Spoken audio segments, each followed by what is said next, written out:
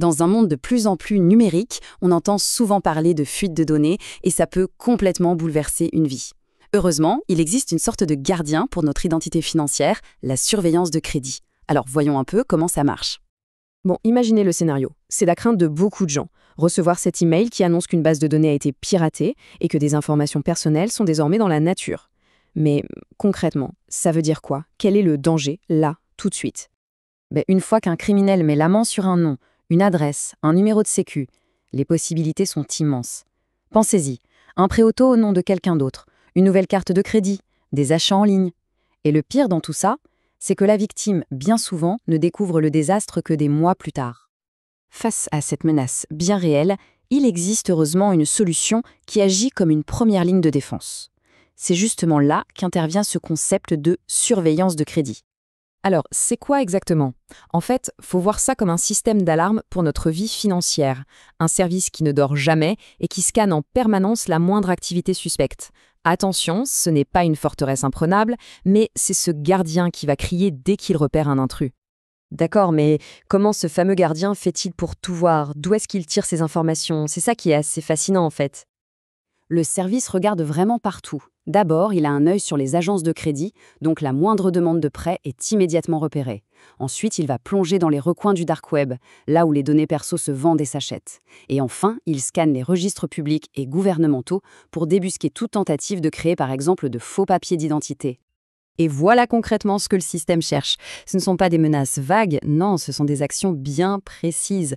L'ouverture d'un nouveau prêt, alerte critique, 5 consultations de dossiers de crédit en une seule journée, ça c'est un signal d'alarme de haute gravité. Et bien sûr, si des données personnelles se retrouvent en vente sur le dark web, là c'est l'alerte maximale qui demande une action immédiate. Bon, passons maintenant à la partie la plus parlante, voir ce service en action. Comment est-ce qu'une simple alerte peut concrètement tout changer?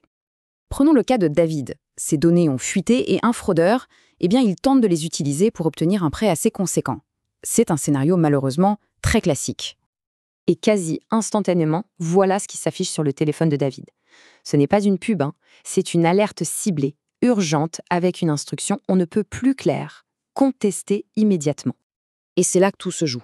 Grâce à cette alerte, David a pu réagir tout de suite. Il appelle, il confirme la fraude et le prêt est stoppé net, avant même que l'argent ne soit versé.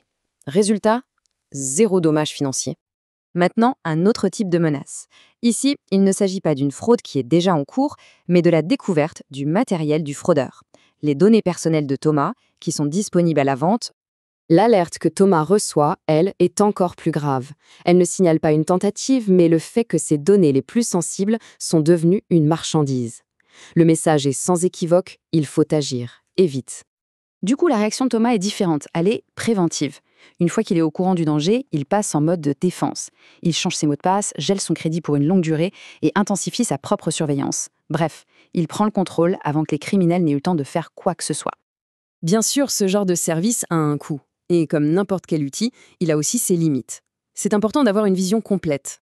Évidemment, les prix varient. On peut trouver une surveillance de base assez abordable, ou alors investir dans un service premium qui va inclure une analyse très poussée du dark web. Et ça, logiquement, c'est plus coûteux. Et il faut rester réaliste sur ce que le service ne peut pas faire. Il ne peut pas empêcher le vol d'un portefeuille, par exemple, ni protéger contre une arnaque par phishing où l'on donne soi-même ses infos. Son rôle, ce n'est pas de récupérer l'argent, mais bien d'aider à stopper l'hémorragie au plus vite. C'est là que se trouve le point absolument crucial, la différence entre la prévention et la détection. La prévention, c'est nous. Ce sont les mots de passe robustes, la méfiance, etc. La surveillance de crédit, elle, c'est la détection. Elle ne construit pas le mur, mais c'est le gardien qui crie dès que quelqu'un essaye de l'escalader. Alors, qu'est-ce qu'il faut retenir de tout ça? C'est quoi l'idée la plus importante? Le voilà. Le bénéfice numéro 1, c'est le temps.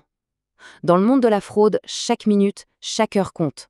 Ce service, il transforme ce qui pourrait être une découverte catastrophique des mois plus tard en une alerte immédiate qui donne justement le temps de réagir.